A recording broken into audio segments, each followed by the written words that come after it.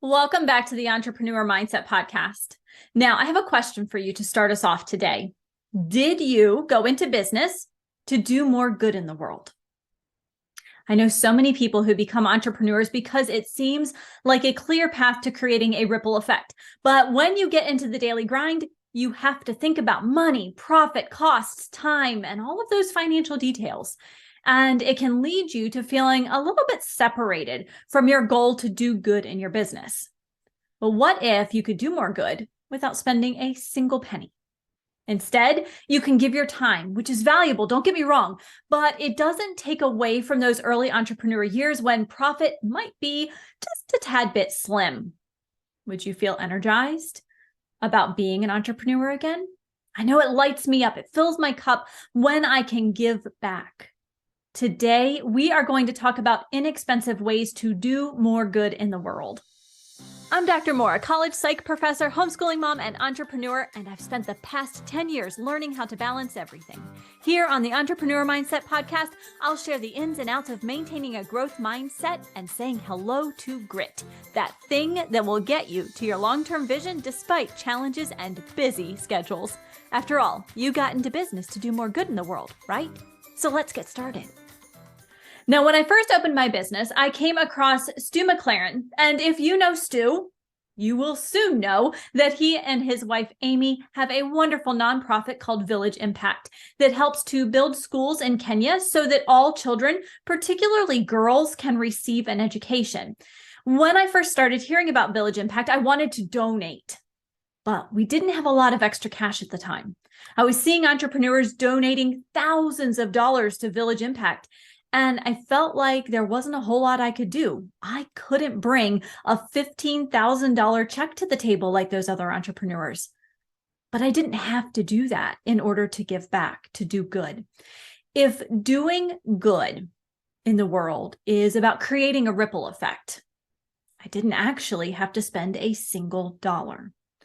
Now, I do donate to Village Impact in a variety of ways now, but I'm still dreaming of that day when I can donate the big check of $15,000 or more. In fact, it's on my vision board for my business.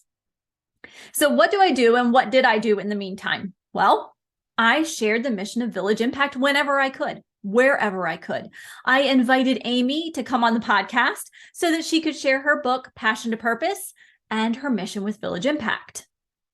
I looked for opportunities to share about Village Impact on my social media and with my listeners.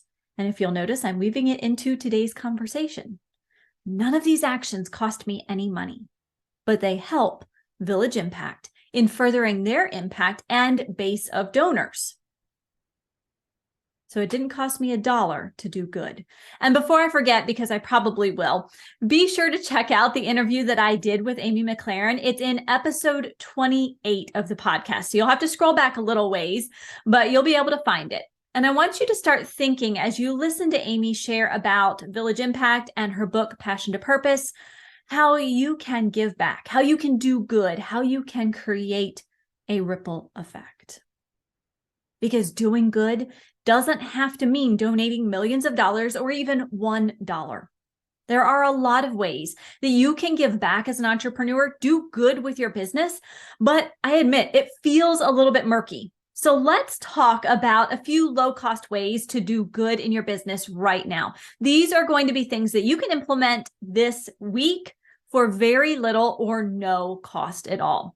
So here's the first one. This one is something I love to do in my business, and that is to take time to thank the people that I'm working with. This might mean a thank you note in the mail. I love doing that. I love snail mail. It might mean sending an audio message or even a video message to that person's social media DM inbox, letting them know that you appreciate them.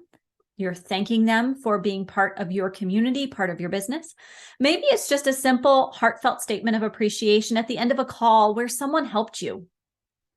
They didn't have to, or even if they showed up to help you, they still helped you. Offer that heartfelt statement of appreciation. Often it's those kinds of moments that mean the world to someone, because what happens is they provide encouragement to the person. And they also validate that what they're doing is helpful.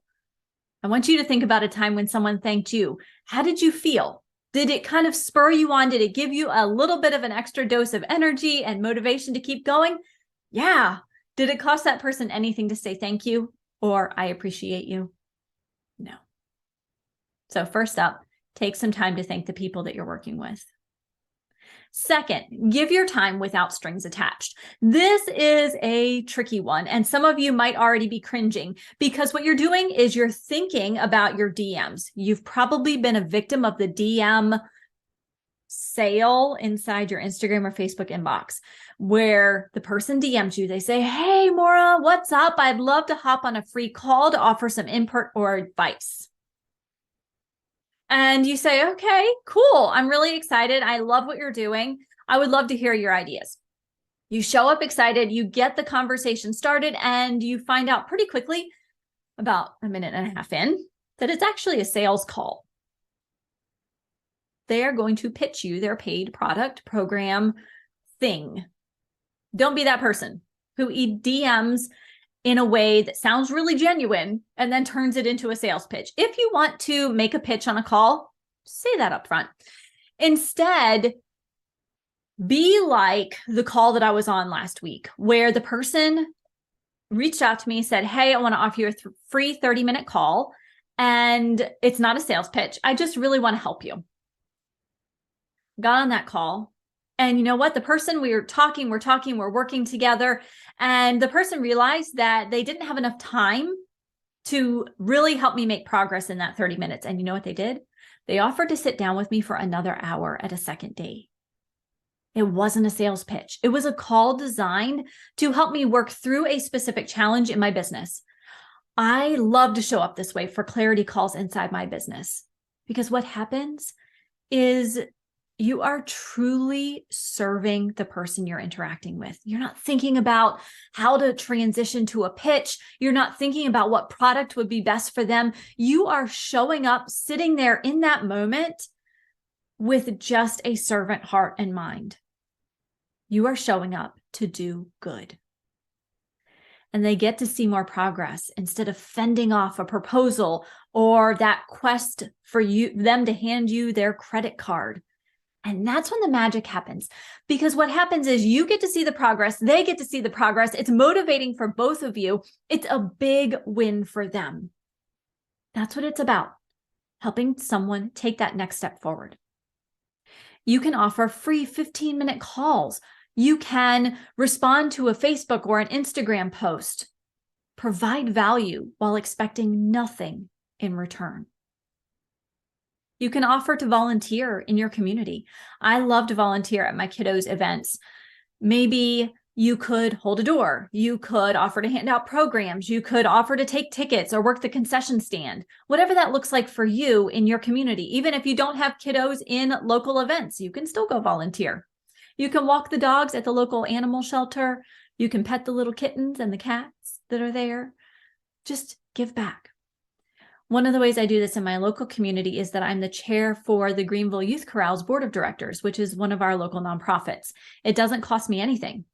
And I get to give back by helping to build the arts for our children in our community. This is one of my passions, and it's an easy yes. Yes. Some people, when you show up with a servant heart and a servant mind to do good, to offer your time freely, some people are going to take advantage of your time. But that's more about them than about you. The vast majority of people will remember what you did for them. They will think about you. They will recognize that you're dedicated to doing good. And when the time is right, they'll probably choose to work with you instead of someone else that they don't really know. They know you're going to show up, you're going to offer value, and you are genuinely invested in helping them be the best possible person they can be. And if they aren't ready to work with you, they might know someone who is. So you are not setting out to give of your time freely just to get that client in return, but that is often what happens as a result. So our second tip right there, I know it was a little bit long, is to give of your time without strings attached. Show up, be of service, offer that value. The third way that you can do good, create a ripple effect with very little money or even no money in this case, you don't even need a stamp, is to think about what you needed most when you were in your client's shoes, and then create that thing. It might be a meditation, it might be a workbook, an Excel sheet, a template. Create it and ask if they'd like a copy. Yeah, you're probably going to gather their email address. I would encourage it. But by being proactive, you are saving your community of clients suffering. It doesn't have to happen. The goal is to do good. The goal is to help shorten your customer or your client's time to success and thriving in their life, in their business, whatever that looks like, whoever you serve. And if you can offer them something that gets them there faster, then you are being of service. You are doing good. This week, I'd really like you, as your action item for the week, to think about one way that you can do good and then go do it. We don't have a second episode this week, so I'm giving you plenty of time in that 20 minutes, 30 minutes you would ordinarily listen to a Thursday guest episode. I want you to use that 20 or 30 minutes to do your good for the week. If you are not sure what you can do, here are just a few simple ideas. The first one, you've already heard it. Write a thank you note to one of your past customers or one of your current clients. Just write a thank you note. If you don't have any stamps lying around or you don't have their address, send them a DM. It's okay.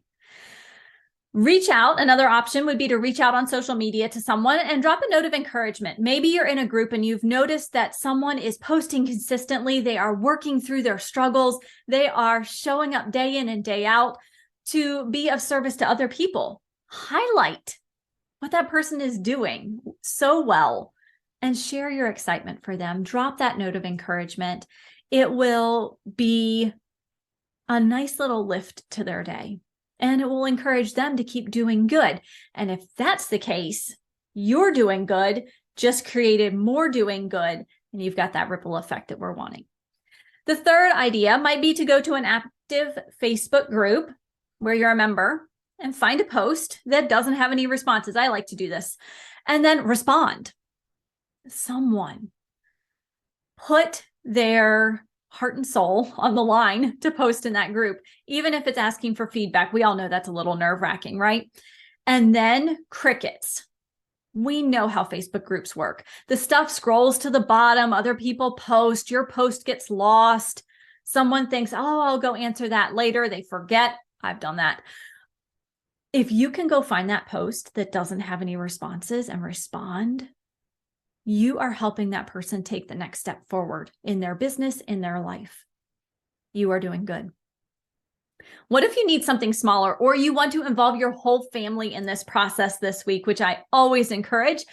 If you are out and about, hold the door for someone. Smile at them and say, I hope you have a great day. No strings attached, just hold the door for them. If you are going out and grocery shopping this week and you notice that the grocery store is super busy, and the line that you go through for checkout only has the checker. There's not a person bagging groceries. And so the checker is trying to frantically bag your groceries, help you get people through the line. Offer to bag your own groceries. Make their life a little easier for that 30 seconds, that minute, that 2 minutes that it takes for all of your groceries to come down the belt and make it into your bags. Offer to bag your own groceries. Take something off their list for that moment. Smile, say thank you. And then finally, here's something that we could all probably do a little bit more of in our lives, and that is go visit with your neighbor, check in on them, see how they're doing, just chat with them. Share your time with them. None of these things cost you any money, except for the first one where you have to write the thank you note. It's going to cost you a stamp and probably a thank you note, but those are pretty cheap. So I'll count that as fairly neutral. We've got reaching out on social media and dropping a note of encouragement, responding to Facebook posts that have no responses, holding the door, bagging your own groceries, walking next door and visiting with your neighbor, checking in on them, seeing how they're doing. None of those cost you any money. They cost you time. Time is valuable, but doing good, I want you to think about that. Is doing good worth the cost of your time? The answer is probably yes. The answer is probably yes. There is so much negative happening in the world these days, right? We have countries at war. We have inflation creating really tough decisions. We have lots of layoffs happening, especially in the tech industry. And we have natural disasters that are leaving countries devastated. You can do good in the world as an entrepreneur and as a human being without spending a dollar or opening your wallet. Yes, if you can donate to the groups you choose to support, please do that. I'm not saying don't do that, but I'm saying that know that the ripple effect happens as a result of even small gestures and reminders of kindness. Imagine if each entrepreneur set out each morning to do one kind thing in their role as a business owner. What would happen? We would see change happening. And isn't that why you went into business? It is. It's a big part of why so many of us become entrepreneurs, is to do more good in the world. So I would love to hear from you this week. I would like you to scroll down in your podcast provider and leave a review. Here's what I'd love for you to leave in that review. I want to know what action you are going to take as a result of this podcast episode, I want to know how this concept relates and resonates to you as an entrepreneur, as a business owner. So leave me a review. Let me know your thoughts, specifically what this mindset shift will mean for you in the week ahead. Thank you, as always, for listening. And I will see you back here next week for another episode of the Entrepreneur Mindset Podcast, where we focus on mentoring, community, and implementation, removes the overwhelm of building your thriving and profitable business, and adds in a dose of momentum. Until next time, have a healthy, safe, and happy week.